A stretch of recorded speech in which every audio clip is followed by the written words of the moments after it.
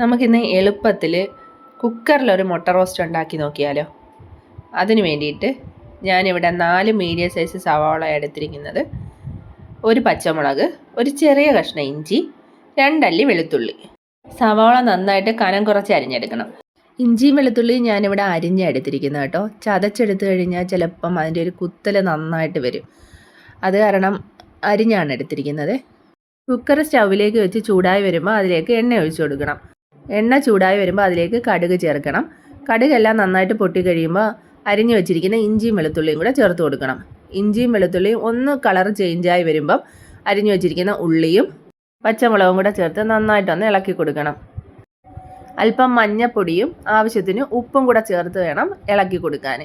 ഉപ്പ് ചേർക്കുന്നത് എല്ലാവർക്കും അറിയാമല്ലോ, പെട്ടെന്ന് ഉള്ളി വാടി വരുന്നതിന് വേണ്ടിയിട്ടാണ് നമ്മൾ ഉപ്പ് ചേർത്ത് കൊടുക്കുന്നത്. അങ്ങനെ കുറച്ച് നേരം ഇളക്കി കൊടുക്കുമ്പോഴേക്കും അതിൻ്റെ കളറൊന്ന് ചേഞ്ചായി വരും. ഒരുപാട് നേരം അങ്ങനെ ഇളക്കി കൊടുക്കേണ്ട ആവശ്യം വരത്തില്ല, കുക്കറിലായതുകൊണ്ട് തന്നെ പെട്ടെന്ന് തന്നെ അത് വാടി വരും.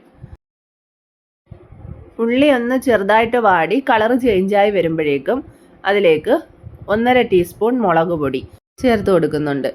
ഞാനിവിടെ എടുത്തിരിക്കുന്നത് പിരിയമുളകിൻ്റെ പൊടിയാട്ടോ. നിങ്ങൾ ചേർക്കുമ്പം നിങ്ങളുടെ എരിവിൻ്റെ പരുവനുസരിച്ച് ചേർത്ത് കൊടുത്താൽ മതി കേട്ടോ. മുളക് പൊടി 1/4 ടീസ്പൂൺ മല്ലിപ്പൊടി, 1/2 ടീസ്പൂൺ മസാലപ്പൊടിയും കൂടെ ചേർത്ത് കൊടുക്കുന്നുണ്ട്. ഇതെല്ലാം കൂടെ ചേർത്ത് നന്നായിട്ടൊന്ന് മിക്സ് ചെയ്യണം. ആ പൊടിയുടെയൊക്കെ പച്ചമണം മാറുന്നത് വരെ ഒന്ന് ഇളക്കി കൊടുക്കണം. ഞാനിവിടെ മസാല ചേർത്തത് ഗരം മസാലയാണ്. നമ്മളിവിടെ വീട്ടിൽ തന്നെ പൊടിച്ചെടുക്കുന്ന ഗരം മസാലയാണ്.